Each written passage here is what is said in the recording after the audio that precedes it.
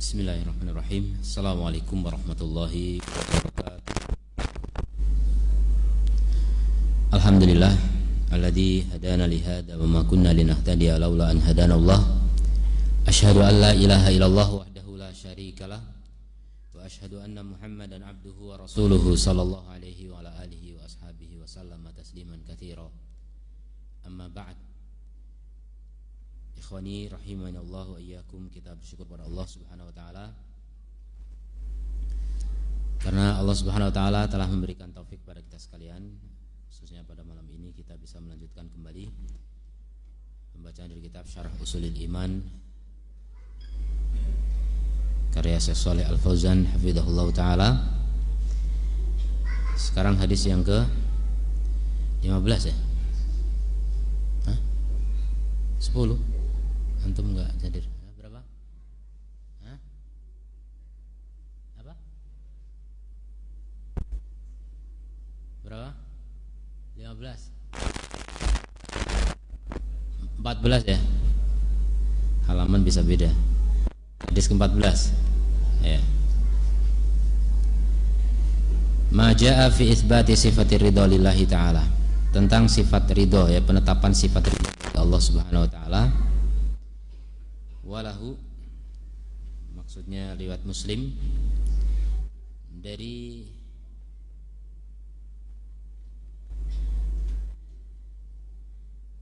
Anas radhiyallahu anhu marfu'an, innallaha la yarda 'anil 'abdi, sesungguhnya Allah ridha dari seorang hamba ya'kulul akalata, yang dia makan satu makanan, fayahmadallahu 'alaiha, fayahmaduhu 'alaiha, maka kemudian dia memuji Allah atasnya. Wa yashrabu syarbata, dan dia minum satu minuman, fayahmaduhu 'alaiha, dan dia memuji Allah atasnya. Ini hadis yang menunjukkan betapa indahnya, ya, amalan dalam Islam. Kita makan enak, minum enak, sekedar mengucapkan alhamdulillah, Allah langsung ridho kepada kita. Sama dong dengan sahabat, ya, radhiyallahu anhum gitu. Allah ridho kepada mereka. Ini luar biasa.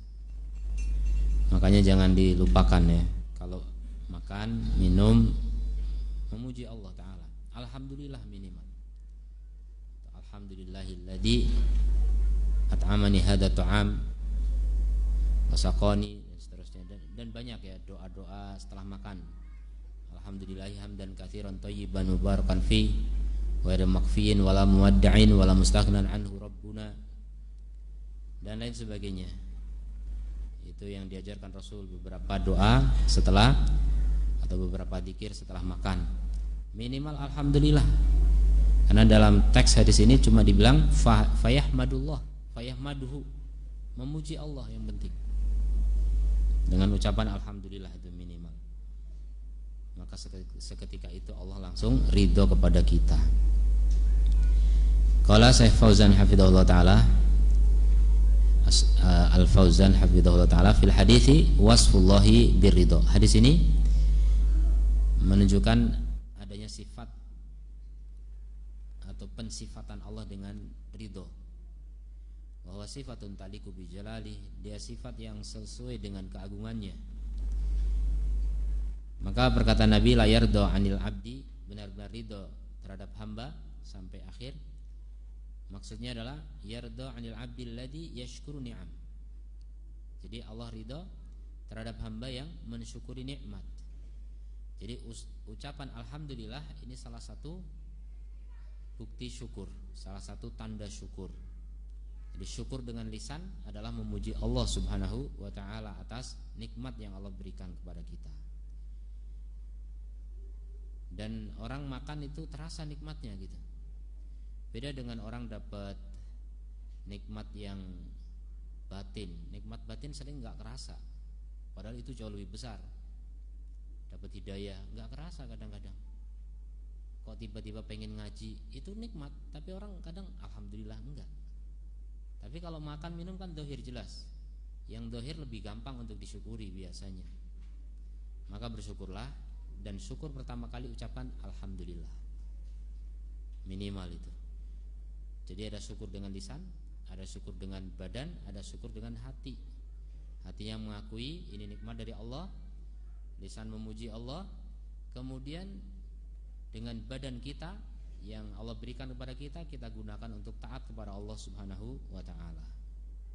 Dengan makan kita punya tenaga. Nah, tenaga, energi hasil dari makanan tadi kita gunakan untuk ketaatan. Itu namanya syukur dengan badan. Jadi Allah ridha terhadap hamba yang bersyukur kepadanya. Walaupun bersyukur dengan lisan itu ya, baru lisan sama hati kemungkinan Allah sudah ridho, apalagi ditambah dengan bersyukur dengan badannya. Dan di sini diumumkan oleh Syekh, yaitu umum artinya tidak hanya sekedar makan minum, tapi ni'am, segala nikmat. Makanya ketika kita dapat nikmat, ya udah puji Allah, alhamdulillah. Ya, pakai pakaian, alhamdulillah. Bisa naik kendaraan, alhamdulillah. Bisa naik angkot, alhamdulillah. Bisa jalan kaki, alhamdulillah. Itu kita rasakan. Jadi kita harus sering mengucapkan alhamdulillah. Dan dalam hadis disebutkan walhamdulillah tamlaul mizan. Ucapan alhamdulillah itu memenuhi timbangan. Ini luar biasa. Ya. Jangan meremehkan kata-kata alhamdulillah, ini luar biasa. Itu ablahu tsana ilallah, jadi pujian yang paling mendalam terhadap Allah. Alhamdulillah. Kenapa? Karena alhamdulillah itu artinya segala puji. Alhamdulillah itu pujian pakai alif lam. Alif lamnya istighraqiyah, menenggelamkan seluruh makna pujian. Jadi artinya akhirnya segala puji. Jadi enggak tersisa lagi. Pokoknya segala puji lillah, untuk Allah. Ini luar biasa. Jadi antum enggak repot-repot bilang ya Hayyu ya Qayyum ya Sami ya Basir. Itu semua masuk di dalam kata alhamdulillah. Semua masuk dalam kata alhamdulillah. Pujian, segala pujian masuk dalam kata alhamdulillah. Ini luar biasa. Makanya alhamdulillah tamla'u al-mizan, memenuhi timbangan. Wa fi hadza masyru'iyatus syukur. Maka dalam hadis ini juga terdapat faedah tentang disyariatkannya syukur. Karena Allah ridha terhadap hamba yang bersyukur.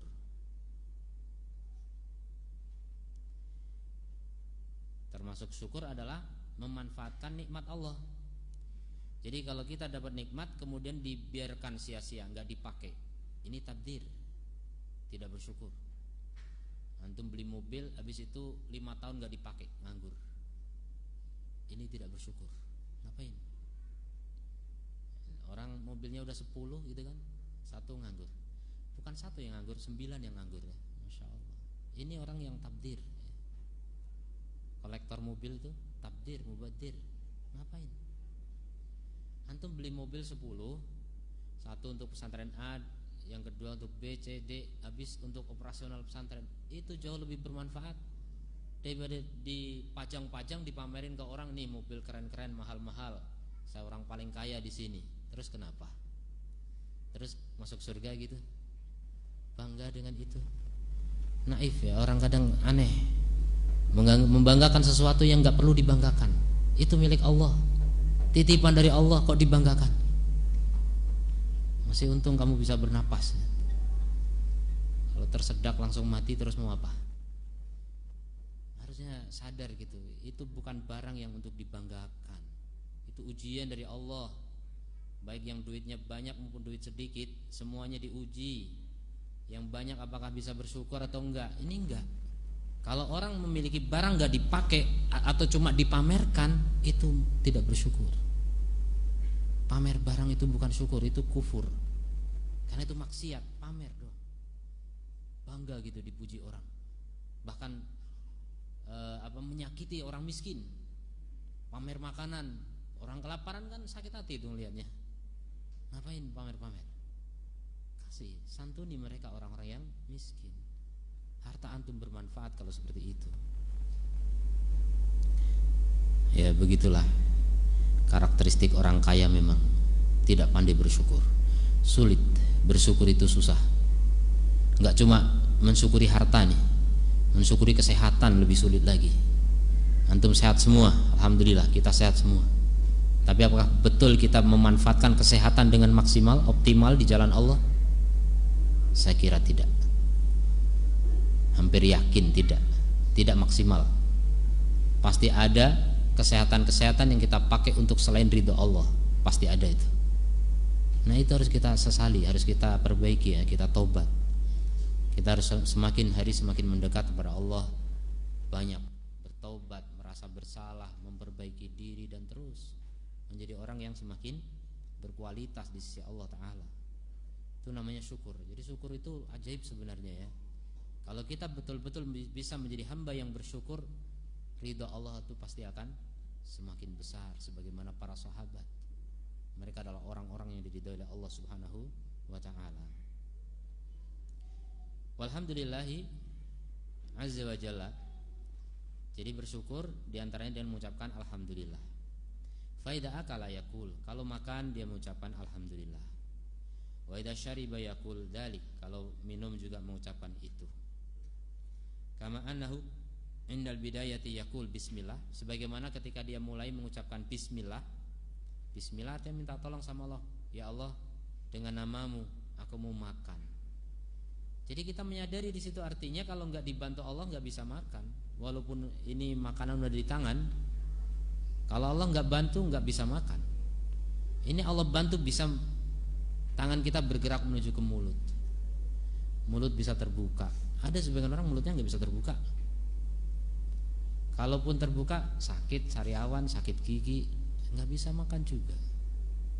Jadi kita semua ini hidup dalam penuh kenikmatan. Kita hidup itu tenggelam dalam kenikmatan sebenarnya. Tapi alangkah banyaknya orang yang menyesali kehidupan. Kenapa aku harus diciptakan? Naudzubillah min dzalik. Menyesal dia hidup. Menyesal dia lahir di muka bumi. Ini gara-gara bapak dan ibu saya lahir. Disalahkan orang tuanya. Naudzubillah min dzalik. Bahaya orang begitu. Lebih baik bersyukur daripada seperti itu. Ngapain gitu? Ngapain hidup kok berkeluh kesah? Udah jadi kok, udah jadi manusia. Coba kalau jadi monyet, pilih mana antum? Hah? Antum punya teman di kebun binatang, monyet namanya. Coba tanya monyet, pilih jadi manusia apa jadi monyet? Enak mana? Enak zamanku toh. Jadi paling enak itu jadi manusia. Ini manusia yang makhluk terbaik. Walaqad khalaqnal insana fi ahsani taqwim. Kok nggak disyukuri jadi manusia? Malah mengeluh. Maunya jadi apa? Coba bandingkan dengan seluruh makhluk. Maunya jadi apa? Ini manusia ini terbaik, paling mulia sebenarnya. Maka disyukuri. Jadilah manusia seutuhnya. Jadilah manusia yang sebenarnya. Jangan manusia yang berperilaku hewan, apalagi berperilaku setan ya. Naudzubillah min dzalik. Itulah syukur. Kita bersyukur sebagai manusia. Jadi bismillah ketika permulaan. Dan ini diantara adab Islam. Lianna hadzal akal wa hadzal syurb, karena makanan dan minuman ini atau makan dan minum ini lam yasil ilal insan illa bifadlihi subhana. Enggak bisa sampai kepada manusia, enggak bisa sampai ke mulut, enggak bisa sampai ke tangan pertama, enggak bisa sampai ke mulut, enggak bisa sampai ke perut, dan seterusnya sampai mengalir ke sel-sel tubuh kita. Masya Allah. Antum yang mengupayakan. Itu ada sel di sini, hasil dari bakwan itu tadi. Antum yang menyampaikan ke sel tubuh itu, sel darah yang mengalir ke seluruh tubuh. Antum tahu berapa panjangnya ini jalur darah kita di badan kita? Itu sebagian ulama kedokteran ya, ulama kan ahli ilmu mengatakan kalau diulur itu panjangnya saluran darah kita di dalam tubuh kita itu 2 kali keliling bumi panjangnya. Luar biasa, ajaib. Allah menciptakan manusia ini ajaib. Jangankan manusia, itu semut aja ajaib. Semua penuh keajaiban. Makanya jangan macam-macam sama Allah ya. Allah Allah itu luar biasa. Kebaikan Allah itu luar biasa kepada kita, luar biasa. Antum nggak bisa bikin satu sel aja, nggak bisa. Ini di tubuh kita berapa sel, dan satu sel berapa atom, ya, banyak sekali. Itu semuanya Allah yang ngatur. Setiap sel Allah yang ngatur semuanya. Jadi kita nggak bersyukur karena itu. Kita nggak bersyukur diberi kesehatan oleh Allah Subhanahu Wa Taala. Alangkah bodohnya manusia. Manusia memang doluman jahula, ya, sangat dolim dan sangat bodoh. Ilaman rahimah rabbuh, kecuali yang dirahmati oleh Rabbnya. Wa qalilum mahu, dan sedikit sekali mereka orang-orang yang menyadari tentang pentingnya bersyukur kepada Allah Subhanahu wa Ta'ala. Tidak akan sampai kepada manusia kecuali dengan karunia Allah Subhanahu wa Ta'ala. Fahuwal ladzi khalaqahu, dialah yang menciptakannya. Jelas. Makanan siapa yang menciptakan? Jangan bilang bakwan tadi, ya. Bakwan yang menciptakan yang goreng. Tapi yang menciptakan yang goreng siapa? Pokoknya semua ujung-ujungnya tetap Allah semua. Allah yang menciptakan segalanya. Manusia hanya bisa merubah bentuk, tadinya gandum, tadinya kol, tadinya macam-macam bahan dicampur jadi bakwan. Nggak bisa bikin gandum, nggak bisa bikin kol, nggak bisa bikin wortel, nggak bisa. Semua Allah yang bikin. Allah ahsanul khaliqin, Allah sebaik-baik pencipta. Ini seakan-akan kita pencipta. Pencipta bagi manusia artinya merubah bentuk saja. Tadinya bentuknya sayuran jadi makanan, tadinya bentuknya hewan jadi makanan. Itu perubahan saja, bukan menciptakan dari yang tidak ada menjadi ada. Yang bisa begitu cuma Allah Subhanahu wa Ta'ala. Maka syukurilah, semua itu mengandung hikmah, ya. Sekedar mikirin makanan, mikirin bakwan saja antum bisa menjadi ahli syukur. Coba, luar biasa sebenarnya orang-orang yang ahli tafakkur itu. Makanya ibadah paling agung itu tafakkur sebenarnya, berfikir. Abu Darda yang ahli ibadah itu, ahli saum, ahli sholat malam, ahli tilawatil Quran dan sebagainya. Para tabi'in penasaran, tanya kepada istrinya setelah meninggal Abu Darda, apa ibadah yang paling diandalkan oleh Abu Darda? Istrinya yang cerdas menjawab, at-tafakkur, berfikir. Di luar persangkaan para tabi'in, kirain ibadah apa, sholatnya atau apanya gitu. Ternyata apa? Tafakkur. Jadi berfikir itu lebih diandalkan oleh Abu Darda, dan itu juga oleh para ulama yang lainnya, para sahabat, kemudian para tabi'in dan yang lainnya, itu mengatakan ibadah paling utama itu berfikir. Dan itu hanya bisa dilakukan siapa? Manusia yang punya akal. Hewan gak bisa berfikir. Makanya itulah kelebihan kita, manfaatkan. Anda punya akal, gunakan untuk berfikir. Dan jangan hanya berfikir pusing mikirin duit, ya, pusing 7 keliling, duit diutak-atik, mentok-mentok tetap minus, stres nanti. Coba, jangan cuma mikir itu. Ya boleh, memang kita harus berpikir tentang bagaimana mencari nafkah yang halal, jelas. Tapi jauh lebih dari itu, kita memikirkan tentang makhluk Allah, bahkan berpikir tentang apa? Keagungan makhluk-makhluk Allah, agar kita mengetahui bagaimana agungnya Allah Subhanahu wa Ta'ala, walaupun kita tidak bisa menjangkaunya, hanya pendekatan. Jadi banyak berpikir itu akan menghasilkan ibadah-ibadah yang luar biasa. Ini yang masih banyak dilewatkan oleh kebanyakan manusia. Manusia semuanya punya akal, atau punya otak lebih tepatnya, ya. Tapi belum tentu mereka berakal. Maksudnya belum tentu mereka menggunakan akalnya. Afala ta'qilun, kata Allah, apakah kalian gak berakal? Ya berakal, punya akal, maksudnya punya, cuma gak dipakai sampai Allah mempertanyakan. Dan kebanyakan orang masuk jahanam karena apa? Mereka tidak menggunakan akalnya. Mereka bodoh. Padahal kalau kita lihat orang-orang kafir itu nggak bodoh-bodoh amat, sekolahnya pinter-pinter gitu. Tapi menurut Allah itu bodoh. Kenapa? Karena sejatinya orang yang berilmu adalah orang yang mengenal Allah. Orang kalau bodoh tentang Allah, ilmu yang lainnya nggak ada artinya semuanya. Itu orang bodoh. Sebodoh-bodohnya manusia adalah orang yang nggak kenal Allah Subhanahu wa Ta'ala. nggak mau mempelajari tentang Allah. Kalau kita pelajari Quran saja, sepertiga dari Quran itu mengenalkan tentang Allah. Makanya bahaya orang kalau nggak mau berpikir tentang Quran, nggak mau mencerna ayat-ayat Al-Quran. Kita ini udah mau mati rata-rata. Siapa yang mau 1000 tahun lagi? Siapa yang menjamin umurnya masih 50 tahun lagi? Ada. Kalau masih muda mungkin ngakunya gitu, tapi belum tentu. Wallahu a'lam umur kita berapa. 100 tahun lagi udah mati semua kita. Ya, percaya nggak? Hah? Siapa yang 100 tahun lagi masih hidup? Tahun 2000 berapa? 120 berapa sih? 24 ya? Tahun 2124 masih hidup nggak? Siapa presidennya kira-kira? Allahu a'lam. Nggak tahu kita, udah dikubur kita. Jadi sebentar sekali kita hidup di dunia, kok nggak dinikmati gitu. Jadi menikmati itu bukan berarti kita bersenang-senang, makan enak-enak, pesta pora, foya-foya, bukan. Yang paling nikmat dari kehidupan ini adalah mengenal Allah Subhanahu wa taala. Berpikir tentang Allah Subhanahu wa taala. Kemudian berpikir tentang Allah ini bukan berarti berpikir tentang sifatnya bagaimana, enggak boleh kita membahas bagaimananya. Tapi tentang keagungan, keindahan dan seterusnya tentang Allah Subhanahu wa taala. Berikutnya berpikir tentang hukum-hukum Allah.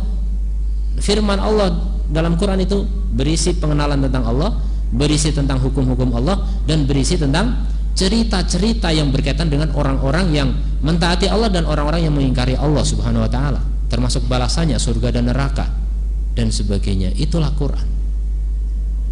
Seputar itu. Tapi banyak manusia nggak mau memikirkan tentang Quran, nggak mau tadabbur Al-Quran.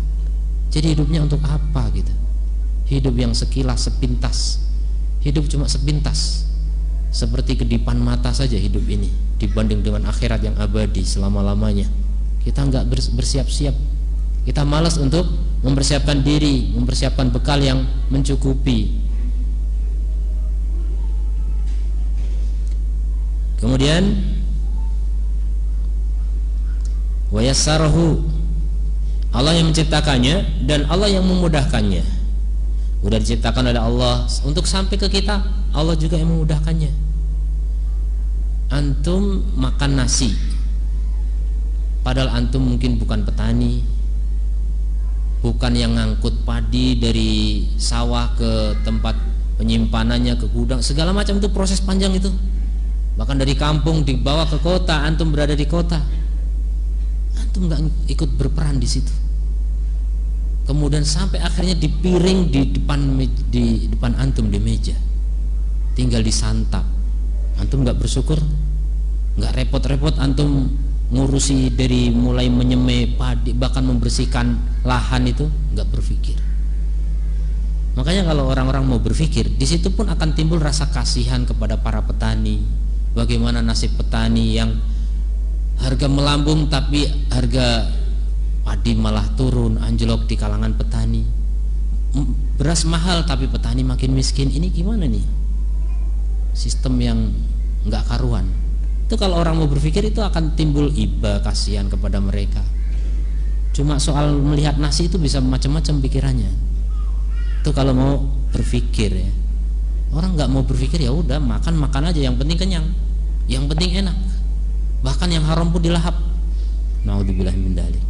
Itu orang nggak pernah menggunakan otaknya, nggak mau pakai akalnya ya. Lahum qulubun la yafqahuna biha, itu penduduk neraka. Mereka punya hati tapi nggak dipakai untuk berpikir, nggak dipakai untuk memahami, maka layak tempat mereka adalah neraka. Maka gunakan akal yang Allah berikan pada kita. Akal itu bisa di hati, bisa di otak ya, masih perselisihan ulama, entah di mana. Mungkin di tengah-tengah antara itu, di leher berarti. Nggak tahu. Dua-duanya gitu. Di otak sama di hati, itulah akal.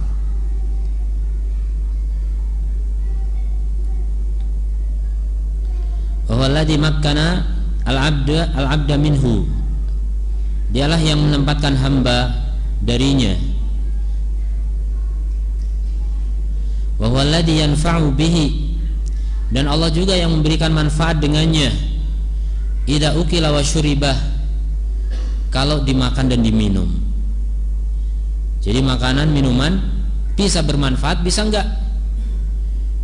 Walaupun kata dokter ini makanan bergizi, tapi belum tentu bermanfaat. Yang memberi manfaat, kemudian gizi itu bermanfaat, kemudian betul menghasilkan kesehatan bagi badan, itu Allah semata. Ada orang sekeluarga makanannya sama, tapi kenapa yang satu sakit, yang satu sehat? Allah yang atur. Jadi semuanya diatur oleh Allah. Sampai manfaat makanan pun diatur oleh Allah. Mudarat makanan juga begitu. Makanya dulu saking yakinnya ya, ada seorang ulama berdebat dengan pendeta ya, kemudian ditantang untuk minum racun. Dia berani minum dengan mengucapkan bismillah. Kalau Allah enggak menjadikan ini bermudarat, enggak akan mudarat. Dengan yakinnya dan minum, enggak masalah. Semuanya Allah yang atur, itulah keyakinan. Kalau antum belum yakin jangan coba-coba. Mereka para ulama memiliki tingkat keyakinan yang berbeda dengan kita-kita.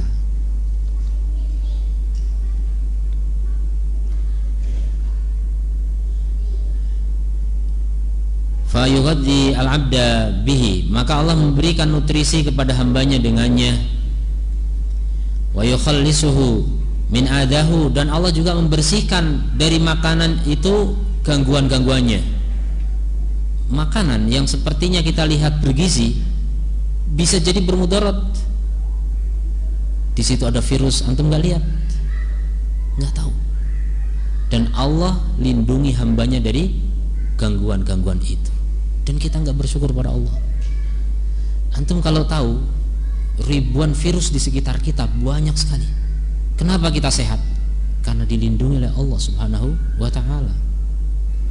Sekali saja Allah tidak melindungi kita, binasa kita, nggak berdaya kita. Jadi itu semuanya yang harus kita sadari sebagai nikmat besar dari Allah Ta'ala yang harus kita syukuri.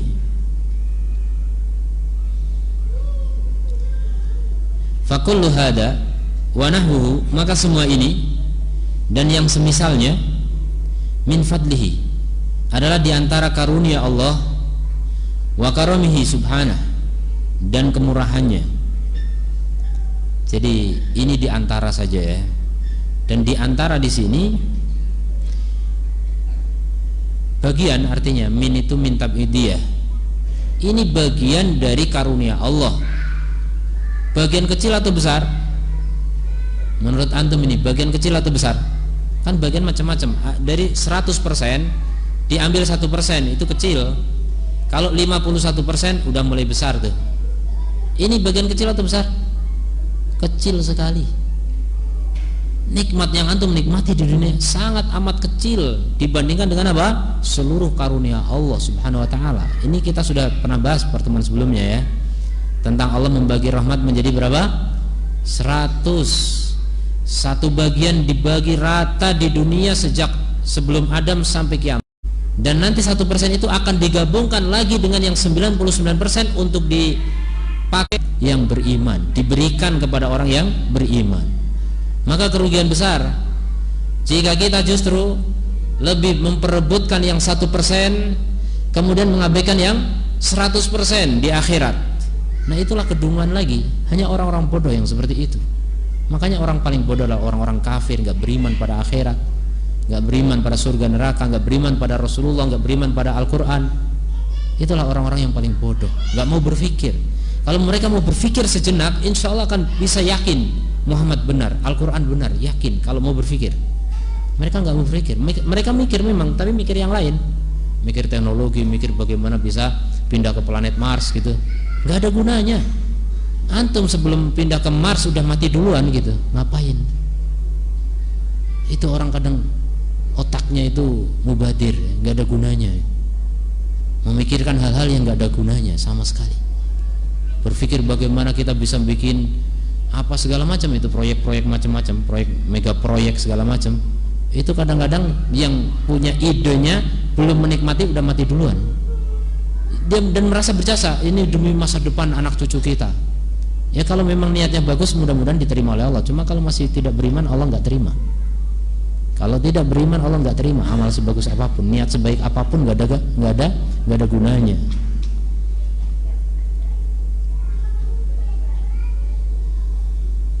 Faida ma'akala wa syaribal abdu, apabila seorang hamba itu makan atau minum, wa syakarallah, kemudian bersyukur kepada Allah ala dalik, akan hal itu, fa inna subhanahu yardo anhu, sungguh Allah akan ridho kepadanya. Jadi gimana rasanya antum diridhoi Allah? Atau bayangkan kalau memang belum tahu rasanya, bayangkan seseorang diridhoi Allah, apakah dia sengsara atau bahagia? Diridhoi Allah, bahagia atau sengsara? Antum ragu juga jawabnya ya. Beriman atau enggak antum? Bahagia pasti. Diridhoi Allah itu hidup bahagia pasti. Dan kalau orang enggak diridhoi Allah, bahagia atau sengsara? Pasti sengsara. Jadi hidup itu sebenarnya yang ngaturkan Allah. Ini semua milik Allah, kerajaan milik Allah semuanya. Kalau kita mau enak hidup, yang ngikuti aturan Sang Maharaja Allah, Malikul Mulk, rajanya para raja semuanya. Kita ikuti aturannya biar kita diridhoi oleh Sang Raja Al-Malik. Allah itu namanya Al-Malik, raja. Diridhoi oleh Sang Maharaja itu apa? Sehingga kita hidup bahagia pasti. Bagaimana orang durhaka bisa bahagia? Enggak bisa.